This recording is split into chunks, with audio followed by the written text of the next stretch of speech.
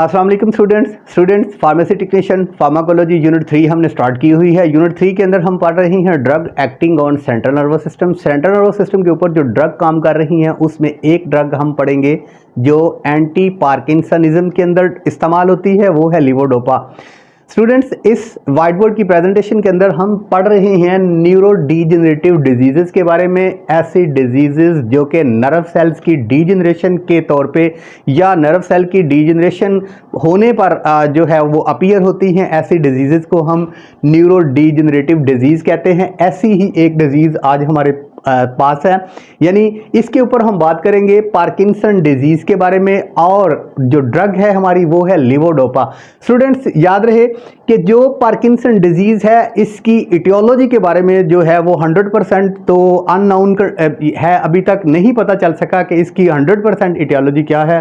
सो कुछ genetic factor हैं इसके पीछे, और इसका देखते हैं कि इस डिजीज के अंदर जो है वो क्या होता है। स्टूडेंट्स, हमारे ब्रेन के अंदर एक पार्ट है जिसको हम कहते हैं सबस्टेंशिया नाइग्रा। सबस्टेंशिया नाइग्रा के अंदर जो नर्व सेल्स हैं उनकी डीजेनरेशन हो जाती है। ऐसे नर्व सेल्स जिन्होंने डोपामाइन की प्रोडक्शन करनी है, अगर ब्रेन के इस पार्ट में सबस्टेंशिया नाइग्रा के अंदर ये डैमेज हो जाता है, नर्व सेल्स जो है, ये मैंने रफ सा डायग्राम बनाया हुआ है, अगर ये नर्व सेल्स डैमेज हो जाएं तो इनकी जो डोपामाइन की प्रोडक्शन है वो जो मुतासर होती है उस पर इफेक्ट होता है, डोपामाइन की प्रोडक्शन नहीं होती। अगर इन नर्व सेल्स के अंदर डोपामाइन की प्रोडक्शन हो रही थी तो क्या कर रहे थे स्टूडेंट्स कि ये बॉडी की जो वॉलंटरी एक्शंस हैं, मूवमेंट हैं, उनको सपोर्ट कर रहे थे, उनको ये इस रिजिडिटी को कंट्रोल कर रहा था, उसके बाद ये ट्रेमर को कंट्रोल कर रहा था, बॉडी की वॉलंटरी मूवमेंट को कंट्रोल कर रहा था। यही डोपामाइन अगर ये रिलीज हो रहा था, अगर किसी फैक्टर की वजह से, किसी भी वजह से इस सबस्टेंशिया नाइग्रा के अंदर इन नर्व सेल्स की डीजेनरेशन हो गई तो क्या होगा कि डोपामाइन की प्रोडक्शन नहीं होगी, जिसकी वजह से पार्किंसनिज्म के सिम्टम्स अपीयर होंगी।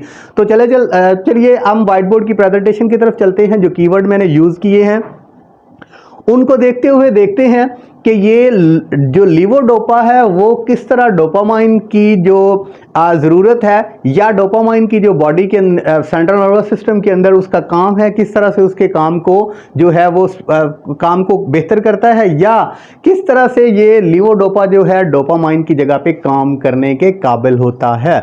लीवोडोपा के बारे में बता दूं स्टूडेंट, सबसे पहले लीवोडोपा जो है ये प्रिकर्सर है ऑफ डोपामाइन। ये लीवोडोपा जो है ड्रग डोपामाइन यानी डायरेक्ट डोपामाइन नहीं है, बल्कि ये एक प्रिकर्सर है। प्रिकर्सर ड्रग के बारे में आपको बता दूं कि ऐसे सब्सटेंस होते हैं जो कि इनएक्टिव फॉर्म में दिए जाते हैं और बॉडी के अंदर जाके एक्टिव फॉर्म में बदल जाते हैं, यानी ये प्रिकर्सर है, बॉडी के अंदर जाके डोपामाइन में चेंज होगा, डोपामाइन की जगह पे काम करेगा। इससे पहले ये डोपामाइन कंडीशन में, ऐसी कंडीशन में नहीं था कि इसको हम डोपामाइन कह सकें। उसके बाद स्टूडेंट्स अगला कीवर्ड है इट डिक्रीज रिजिडिटी। अगर ये डोपामाइन बॉडी के अंदर सेंट्रल नर्वस सिस्टम के अंदर चला गया है तो इसका काम क्या है, इट डिक्रीज रिजिडिटी, ये तनाव को कम करेगा। ये डोपामाइन जो है ये रिजिडिटी यानी मसल्स के अंदर जो स्टिफनेस है उसको कम करेगा। उसके बाद स्टूडेंट्स यहाँ पे एक वर्ड इस्तेमाल हुआ है ट्रेमर, इस टर्म को याद रखिएगा। इसका मतलब राशा यानी हाथों का कांपना या बॉडी का जो है वो इनवॉलंटरी जो है शेक करना, ठीक है, यानी या सर का जो है वो हिलना। ये आप अक्सर जो है वो बूढ़ों में देखते हैं, ऐसी कंडीशन जो हो जाती है कि उनके हाथ कांपते हैं या उनका सर हिलने लगता है, बॉडी के कोई भी ऑर्गन जो है वो शेक करना शुरू करता है। तो ऐसी कंडीशन को स्टूडेंट्स कहते हैं ट्रेमर। तो ये ट्रेमर को भी डिक्रीज करता है डोपामाइन बॉडी के अंदर जाके जब पार्किंसनिज्म के सिम्टम्स अपीयर हो जाएं तो। उसके बाद स्टूडेंट्स देखते हैं द अदर पार्किंसनिज्म सिम्टम्स, इसके अलावा जो दूसरी पार्किंसनिज्म के सिम्टम्स हैं उसको भी ये रिड्यूस करता है। उसके बाद स्टूडेंट्स तीसरा कीवर्ड है insufficient dopamine in specific region of brain caused parkinsonism. अगर इसकी इनसफिशिएंट डोपामाइन की कॉन्सेंट्रेशन है उस रीजन के अंदर ब्रेन के, जो मैंने आपको बताया कि सबस्टेंशिया नाइग्रा के अंदर डोपामाइन की प्रेजेंटेशन कम है, तो कौन सी सिम्टम्स अपीयर होंगी, पार्किंसनिज्म के सिम्टम्स अपीयर होंगी। उसके बाद स्टूडेंट्स देखते हैं इसका मैकेनिज्म ऑफ एक्शन क्या है, डोपामाइन का mechanism of action. Students, dopamine का मैकेनिज्म ऑफ एक्शन जो है सबसे पहला कीवर्ड है dopamine does not cross BBB। मैंने आपको पहले भी बताया था कि BBB का मतलब है ब्लड ब्रेन बैरियर। अगर हम डायरेक्ट डोपामाइन देते हैं तो ये ब्लड ब्रेन बैरियर को क्रॉस नहीं करेगी। अगर ये ब्लड ब्रेन बैरियर को क्रॉस नहीं करती तो सेंट्रल नर्वस सिस्टम तक नहीं पहुंचेगी, बल्कि ये पेरिफेरल सिस्टम के अंदर ही या के ये ब्लड वेसल्स के अंदर ही जो है ये मेटाबोलाइट हो जाएगी। उसके बाद स्टूडेंट दूसरा कीवर्ड है levodopa. actively transported into central nervous system and converted to dopamine in brain। जो हम लीवोडोपा देते हैं इसका मैकेनिज्म ऑफ एक्शन ये होता है कि ये जो है ये प्रिकर्सर है और ये एक्टिवली ट्रांसपोर्ट हो जाता है सेंट्रल नर्वस सिस्टम के अंदर, और सेंट्रल नर्वस सिस्टम में पहुंचने के बाद, टारगेट पे पहुंचने के बाद ये कन्वर्ट हो जाता है डोपामाइन के अंदर। इसलिए लीवोडोपा को जो है पार्किंसनिज्म डिजीज के अंदर इस्तेमाल किया जाता है। उसके बाद स्टूडेंट्स देखें थ्योरेटिक यूजेस, देखें थ्योरेटिक यूजेस इसका क्या है। Levodopa in combination with carbidopa to treat parkinsonism disease. Students हमेशा एक बात ध्यान में बिठा लें कि जो लीवोडोपा है इसके साथ जो है ये कार्बिडोपा दी जाती है। उसकी वजह ये है कि लीवोडोपा का जो हाफ लाइफ है, इसकी जो हाफ लाइफ है वो बहुत शॉर्ट है, इसलिए इसकी कन्वर्जन को पेरिफेरल सिस्टम के अंदर या ब्लड वेसल्स के अंदर इसकी कन्वर्जन को स्टॉप करने के लिए, रोकने के लिए कार्बिडोपा दी जाती है कि इसकी जो कन्वर्जन है वो जो है ब्लड स्ट्रीम के अंदर, या हम कह सकते हैं कि ब्लड वेसल्स के अंदर इनकी कन्वर्जन ना हो बल्कि सेंट्रल नर्वस सिस्टम के अंदर इसकी जाके कन्वर्जन हो और ज़्यादा से ज़्यादा जो है वो लीवोडोपा डोपामाइन में तब्दील हो जाए। अगर ये कार्बिडोपा दे दी गई तो जो इसकी कन्वर्जन होगी लीवोडोपा की वो ब्लड स्ट्रीम के अंदर कम होगी, इसलिए कार्बिडोपा के साथ यूज़ किया जाता है।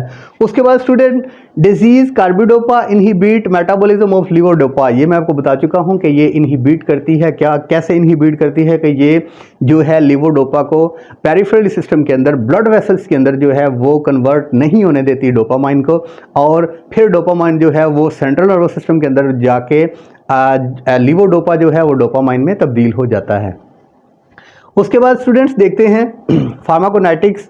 फार्माकोनाइटिक्स के बारे में मैं आपको बता चुका हूं कि जब भी ये वर्ड इस्तेमाल होगा तो आप जान जाएं कि what does body do with drug, यानी हमारी बॉडी ड्रग के साथ क्या करती है, यानी हमारी बॉडी उसके लिए क्या रिस्पॉन्स शो करती है। सबसे पहले तो ये rapidly observed in small intestine. Levodopa जो है वो स्मॉल इंटेस्टाइन के अंदर इसकी ऑब्जर्प्शन होती है। उसके बाद स्टूडेंट सेकंड जो कीवर्ड है should be taken empty stomach. इसको जो है वो खाली पेट दिया जाता है। उसकी वजह ये है कि इसकी बायोअवेलेबिलिटी बॉडी के अंदर जो है वो जल्दी हो या ज़्यादा हो, क्योंकि इसका जो मेटाबॉलिक एक्टिविटीज़ में ये जो है मेटाबोलाइट ड्रग हो जाती है, इसलिए इसको एम्प्टी स्टोमिक दिया जाता है कि इसकी बायोअवेलेबिलिटी ड्रग के अंदर ज़्यादा हो। इसकी स्टूडेंट जो हाफ लाइफ है 1 to 2 आवर्स है, यानी 1 या 2 घंटे के अंदर ये इसकी जो है वो हाफ लाइफ है, और ये इसकी कॉन्सेंट्रेशन जो टोटल है वो 1 या 2 घंटे में बॉडी में हाफ रह जाती है। उसके बाद एडवर्स इफेक्ट की बात करें तो स्टूडेंट्स ट्रेकिकार्डिया के सिम्टम्स, अगर इसका एडवर्स इफेक्ट है तो टेकिकार्डिया है। टेकिकार्डिया के बारे में आपको पहले भी बता चुका हूँ कि हार्ट रेट का नॉर्मल से ज़्यादा हो जाना। फॉर एग्जांपल अगर किसी पार्टिकुलर पर्सन का हार्ट रेट जो है वो ऑप्टिमम जो है 72 पर मिनट बीट है, तो ये ही जो है 100 तक या 80-90 तक चला जाता है, तो इसका मतलब है ये टेकिकार्डिया है, यानी हार्ट रेट का नॉर्मल से ज़्यादा हो जाना। उसके बाद नोजिया के सिम्टम्स, यानी वॉमिटिंग से पहले जो अबकाइयाँ आती हैं, उसके बाद वॉमिटिंग, उसके बाद हाइपोटेंशन यानी सेंसलेस या किसी चीज़ पे तवज्जो फोकस ना कर सकना। उसके बाद स्टूडेंट्स है brownish colour of saliva and urine, saliva का, थूक का और यूरिन का कलर जो है वो पीला हो सकता है, ब्राउन हो सकता है। उसके बाद सेंट्रल नर्वस सिस्टम पे इफेक्ट क्या है स्टूडेंट्स इसका, अबनॉर्मल इनवॉलंटरी मूवमेंट्स, ठीक है, जो इनवॉलंटरी मूवमेंट हैं जो कि हमारे इरादे के नहीं हैं वो अब नॉर्मल हो सकती हैं। उसके बाद स्टूडेंट्स जो है ये डिप्रेशन हो सकती है, मूड के अंदर चेंजिंग हो सकती है। तो स्टूडेंट ये तो आज की हमारी ड्रग थी, ये थी लीवोडोपा, और अगली ड्रग के साथ और अगली डिजीज़ के साथ इंशाल्लाह दोबारा हाजिर होंगे। अस्सलाम वालेकुम।